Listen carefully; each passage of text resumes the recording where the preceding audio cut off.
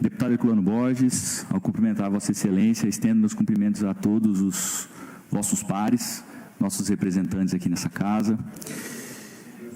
Muito bom dia a todos, em especial aos fisioterapeutas, estudantes de fisioterapia que se fazem aqui presentes. Gostaria de agradecer ao deputado Barbosinha pela gentileza de permitir que eu fizesse a fala nesse momento.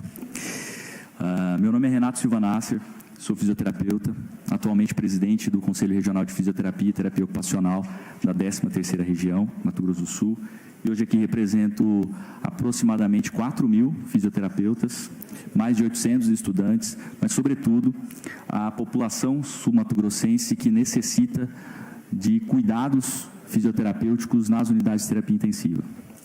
Gostaria de iniciar minha fala remetendo a um conceito bastante complexo, postulado em 1905 por Albert Einstein, que, de maneira brilhante, simplificou a sua teoria da relatividade, fazendo uma analogia à nossa percepção do tempo. E o tempo é a palavra que a gente vai discutir aqui hoje. O tempo é relativo e a nossa percepção da sua passagem depende muito do contexto que nós estamos inseridos. Eu gostaria de propor aqui a todos vocês uma reflexão, um exercício. Gostaria que todos nós imaginássemos a seguinte condição e que vocês visualizassem o seguinte cenário. Imagine uma criança entre 5 e 10 anos de idade que está internada há 7 dias na unidade de terapia intensiva. Ontem, essa criança, no final da tarde, início da noite, começou a despertar. Essa criança está há 7 dias em ventilação mecânica, sedada, o que popularmente é conhecido como coma induzido, né, a sedação, muitas vezes é tratado na mídia como coma induzido, e a ventilação mecânica é o que o pessoal fala de respirando com a ajuda de aparelhos. Então imaginem que essa criança começou a despertar ontem, no final da tarde. Um dos primeiros profissionais que tem contato com essa criança é o fisioterapeuta. É o fisioterapeuta que vai chegar lá à beira-leito e vai acalmar essa criança que está acordando da sedação e não está entendendo o que está acontecendo com ela, porque tem um tubo na boca dela com um aparelho ligado ajudando ela a respirar. É o fisioterapeuta que vai conduzir todo o processo que nós chamamos de desmame da ventilação mecânica, que é a transição da respiração artificial para a respiração espontânea. É o fisioterapeuta que vai fazer a retirada do tubo da boca dessa criança para que ela possa respirar espontaneamente. E é também o fisioterapeuta que vai permanecer ao lado dessa criança depois da extubação para que essa criança fique confortável e para evitar qualquer intercorrência. O problema, senhores e senhora, é que hoje a legislação vigente, uma resolução de diretoria colegiada da Anvisa, número 7, prevê a obrigatoriedade de fisioterapeutas por apenas 18 horas nas unidades de terapia intensiva adultas e pediátricas. 18 horas. Mesmo que ao final desse período, esse processo de desame da ventilação mecânica é um processo demorado e, obviamente, depende das condições clínicas do paciente. Mesmo que essa criança tenha critérios, parâmetros para ser estubada e respirar espontaneamente, ela não será estubada no período da noite. E ela não será estubada porque não terá fisioterapeuta acompanhando ela no período da noite. Se nós tivéssemos fisioterapeutas em todas as unidades de terapia intensiva no período de 24 horas, essa criança poderia ser estubada no período da noite, ficar em observação no período da noite e na manhã seguinte poderia ir para o quarto com seus familiares, receber o conforto, né, ter aquele acolhimento por parte dos familiares. Mas isso não vai acontecer, porque não tem o fisioterapeuta por 24 horas na unidade de terapia intensiva. Na manhã seguinte, o fisioterapeuta vai ter que recomeçar todo o processo, porque no período da noite, para que essa criança fique estável e não agite, o médico teve que sedá-la novamente. Então, por sorte, essa criança vai ser estubada no início da tarde e vai receber alta da unidade de terapia intensiva no final da tarde. Agora eu gostaria que os senhores e a senhora pensassem ou imaginassem que essa criança, na verdade, é seu filho ou sua filha, seu neto, neta. O tempo em que essa criança vai permanecer na unidade de terapia intensiva sem necessidade não parece muito maior do que ele realmente é? A percepção que vocês terão do tempo que essa criança permanece lá não é muito maior do que ele realmente é?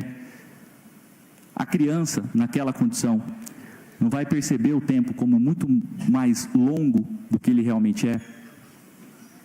Então, eu gostaria que os senhores fizessem esse exercício, imaginassem essa condição, para que os senhores possam sensibilizar em relação à importância do profissional fisioterapeuta na unidade de terapia intensiva.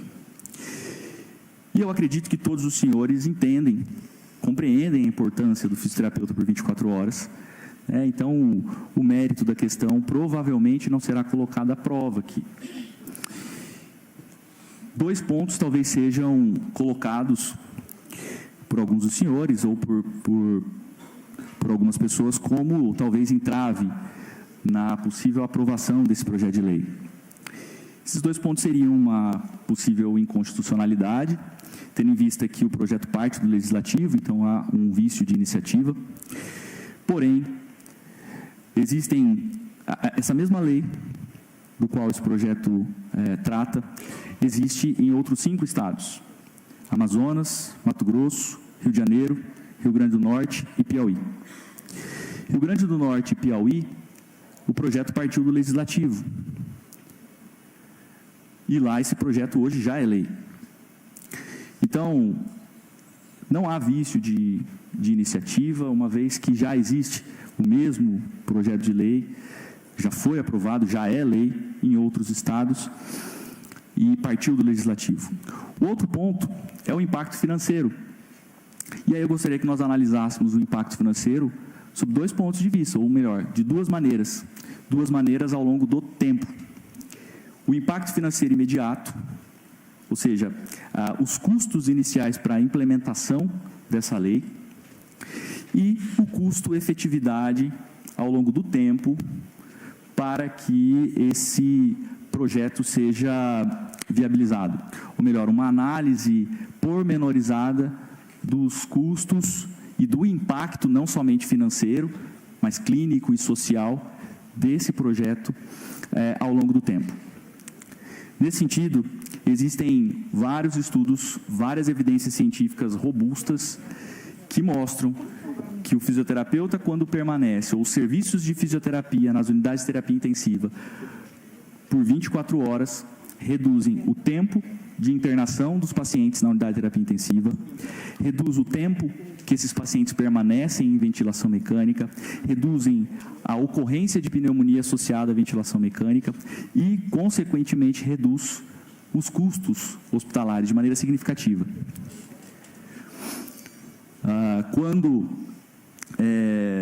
nós analisamos o custo-efetividade, nós temos que levar em consideração todo o contexto também, ao longo do tempo. E eu gostaria de lembrar aos senhores que boa parte dos custos do governo em relação às unidades de terapia intensiva estão relacionados à medicação e à compra de leitos hospitalares nos serviços privados, nos hospitais privados.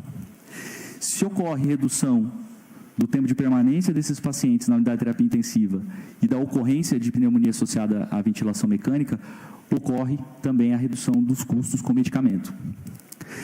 Se existe uma redução do tempo de permanência desses pacientes na unidade de terapia intensiva, há uma maior rotatividade dos leitos, o que faz com que o governo não necessite comprar tantos leitos na rede privada.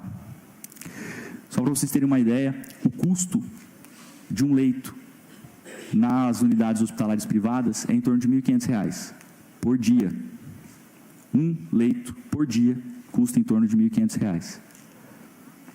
Então, o custo-efetividade, a análise do custo-efetividade depende do tempo e envolve um impacto muito maior, não somente financeiro. Agora, em relação às questões imediatas, né, aos custos iniciais. Nós fizemos um levantamento, o Departamento de Fiscalização do CREFITO 13 fez um levantamento com os responsáveis técnicos dos hospitais regionais de Mato Grosso do Sul, Campo Grande, Amambai, Ponta Porã. E nós verificamos que em Ponta Porã já existe o serviço de fisioterapia 24 horas. Em Amambai seriam necessários mais 2 fisioterapeutas para a adequação da escala, para que haja serviço no período de 24 horas. E aqui em Campo Grande, mais 10 fisioterapeutas.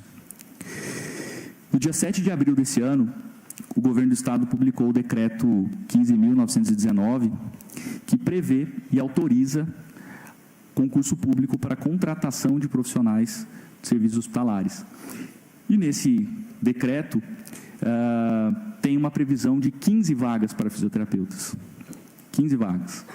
Hoje, para a implementação desse projeto, seriam necessários 12 fisioterapeutas. Então, é importante a gente destacar que não há nenhum problema do ponto de vista financeiro, né, é inequívoca a possibilidade de aprovação desse projeto e não vai onerar o governo do Estado. Se o problema é o impacto financeiro, esse problema não existe. Então, a minha fala aqui é no sentido de solicitar aos senhores que olhem para esse projeto de lei com carinho, que imaginem um familiar seu dentro da unidade de terapia intensiva, que vai precisar de um fisioterapeuta por 24 horas.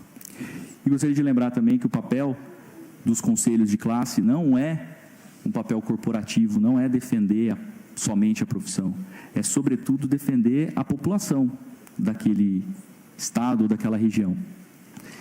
O papel de um conselho é fiscalizar o exercício profissional com o objetivo de proteger a população. Então, a nossa participação aqui, no colegiado do CREFITO 13, tem esse objetivo de sensibilizá-los, pedir a vocês o apoio em relação à aprovação desse projeto e também pedir ao Executivo, ao governador, que olhe para essa causa e entenda a necessidade da aprovação dessa lei. Muito obrigado a todos, obrigado pelo espaço.